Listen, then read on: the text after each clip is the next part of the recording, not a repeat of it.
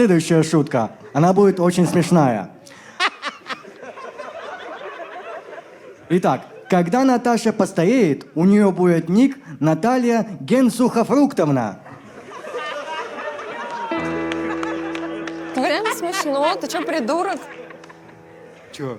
Ему смешно. Давай дальше. Следующая шутка про Наташу.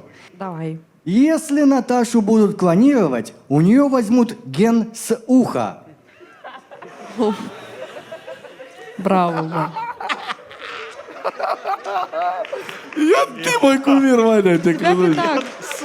Да уже сколько? Ты уже со всех шуток смеешься? Не, ну сильно. Мне нравятся такие шутки, не знаю. Ну ладно. Последняя шутка. Анару Абдулаеву ставят Абдулайки.